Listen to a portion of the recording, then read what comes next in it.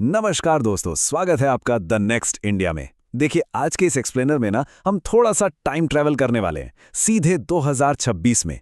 हम उन 17 बड़े तकनीकी रुझानों को डिकोड करेंगे जो हमारी रोजमर्रा की जिंदगी को पूरी तरह से पलट कर रख देंगे। मतलब एआई, ऑटोमेशन से लेकर humanoid robots, smart wearables, quantum computing और हाँ, सबसे बड़ी चीज न्यूरालिंक, इंसानी दिमाग और मशीनों का सीधा कनेक्शन। तो चलिए, बिना किसी देरी के इस रोमांचक सफर की शुरुआत करते हैं। तो इस पूरे सफर को हम 4 मुख्य हिस्सों में बांट कर देखेंगे। पहला, एक पूरी तरह से ऑटोमेटेड और स्मार्ट दुनिया। दूसरा, एआई का एक बिल्कुल नया युग। तीसरा, हेल्थ और क्वांटम कंप्यूटिंग में होने वाले चमत्कार। और आखिर में वो पल जिसका सबको इंतजार है, न्यूरालिंक और इंसानी दिमाग का सीधा तालमेल। आइए सबसे पहले बात करते हैं भाग 1 की, यानी हमारी स्वचालित स्मार्ट दुनिया, जहां इंफ्रास्ट्रक्चर से लेकर लॉजिस्टिक्स तक सब कुछ अपने आप काम कर रहा है।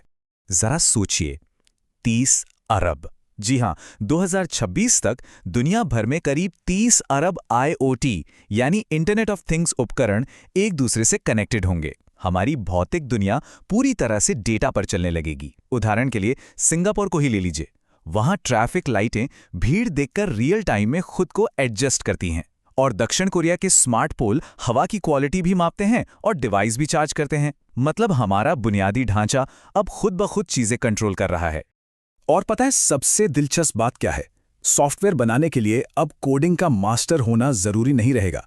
2026 तक करीब 75% नए ऐप्स ग्लाइड या बबल जैसे लो कोड या नो कोड प्लेटफॉर्म्स पर बनेंगे।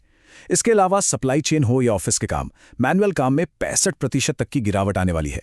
और हाँ, सिर्फ सॉफ्टवेयर ही नहीं, एजिलिटी रोबोटिक्स और स्टारशिप के एआई रोबोट्स सच में गोदामों और सड़कों पर सामान पहुंचा रहे हैं। मतलब इंसानों पर निर्भरता तेजी से कम हो रही है। अब बढ़ते हैं हमारे दूसरे भाग की तरफ, एआई का नया युग, जहां हम क्लाउड कंप्यूटिंग से आगे बढ़कर सीधे ऑटोनोमस साथियों तक पहुंच रहे हैं। यहां एक बहुत बड़ा शिफ्ट आ रहा है, जिसे हम जनरेटिव एआई डिफ़ॉल्ट कह सकते हैं। इसका सीधा सा मतलब ये है कि अब हम जो भी पढ़ते, सुनते या देखते हैं, उसके पीछे डिफ़ॉल्ट रूप से एआई होगा। GPT-5, जेमिनी अल्ट्रा, एडोबी या 11 लैब्स, ये सब अब सिर्फ मज़ेदार टूल्स नहीं रहे, बल्कि कंटेंट बनाने के मेन इंजन बन चुके हैं। टेक्स्ट, इमेज, वीडियो, ऑडियो, सब कुछ एआई एक ही झटके में तैयार कर रहा है। ये हमारे काम करने के तरीके को जड़ से बदल रहा है। अब तक हम एआई के लिए क्लाउड और इंटरनेट पर निर्भर थे, है ना? लेकिन अब एंट्री हो रही है एज एआई की। एप्पल, क्वालकॉम और इंटेल जैसी कंपनियां सीधे अपने चिप्स में न्यूरल प्रोसेसिंग यूनिट्स फिट कर रही हैं। इसका फायदा ये है कि एआई का सारा काम सीधे आपके लोकल डिवाइस पर होगा, बिना इंटरनेट के, बिना किसी देरी के, और सबसे अहम बात, पूरी प्राइवेसी के साथ। आपका डेटा कहीं बाहर नहीं जाएगा। और तो और, एआई अब सिर्फ अलग अलग ऐप्स तक सीमित नहीं है। ये विंडोज, कोपायलट और मैक ओएस न्यूरल जैसे ऑपरेटिंग सिस्टम्स के बिल्कुल नींव में बस गया है। डेवॉन जैसे ऑटोनोमस एआई एजेंट्स को ही देख लीजिए। वो सिर्फ सवालों के जवाब नहीं देते, वो पूरी की पूरी कोडिंग करते हैं, वेबसाइट्स बना डालते हैं।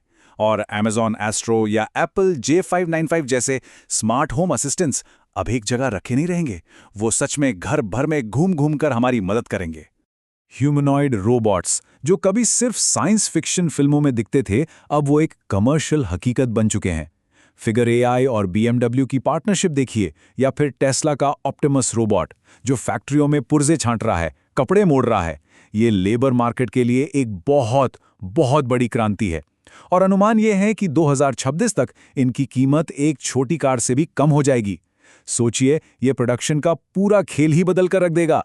चलिए, अब बात करते हैं भाग 3 की, स्वास्थ्य, एक्सआर और क्वांटम कंप्यूटिंग। ये वो दौर है जहां सटीक निदान और वर्चुअल रियलिटी का एक नया रूप सामने आ रहा है। आजकल स्मार्ट वेयरेबल्स और एआई हेल्थ केयर का जो कॉम्बिनेशन बन रहा है ना, वो मेडिकल साइंस को पूरी तरह बदल रहा है। ऑरा और वूप जैसे गैजेट्स बिना सुई चुभाए आपका ब्लड शुगर नापेंगे और लगातार ब्लड प्रेशर मॉनिटर करेंगे। दूसरी तरफ गूगल डीप माइंड का एआई सिर्फ आंखों के रेटिना को स्कैन करके 21 तरह की गंभीर बीमारियों का पता लगा सकता है। मतलब शरीर में कोई लक्षण दिखने से बहुत पहले ही एआई बीमारी की भविष्यवाणी कर देगा। और फिर आती है क्वांटम कंप्यूटिंग, जो अब अपने क्वांटम यूटिलिटी फेज में है। यानी ये अब सिर्फ थियरी नहीं रही, IBM का नया 1386 क्यूबिट का चिप इसका जीता जागता सबूत है। जिन केमिकल रिएक्शंस या नई बीमारियों की दवा खोजने में आज के सुपर कंप्यूटरों को सालों लग जाते, उन्हें क्वांटम कंप्यूटर बस कुछ ही मिनटों में सॉल्व कर देंगे। सप्लाई चेन से लेकर मेडिकल रिसर्च तक ये एक ऐसा जंप है जिसकी हम शायद कल्पना भी नहीं कर सकते। अब स्क्रीन पर चिपके रहने का जमाना भी जाने वाला है। भविष्य है एक्सटेंडेड रियलिटी यानी XR का। मेटा और एनवीडिया मिलकर ऐसे AI निर्मित वर्चुअल स्पेस बना रहे हैं जहां AR ग्लासेस धीरे धीरे स्मार्टफोन्स की जगह ले लेंगे। मतलब सड़क पर चलते हुए आपके चश्मे पर ही लाइव नेविगेशन या किसी दूसरी भाषा के ट्रांसलेटेड लाइव कैप्शन दिखाई दे रहे होंगे। बिना फोन निकाले दुनिया से जुड़ने का ये एकदम रियल टाइम और जादुई तरीका होगा। और अब हम पहुंचते हैं इस एक्सप्लेनर के सबसे बड़े और आखिरी भाग पर, न्यूरालिंक और इंसानी दिमाग।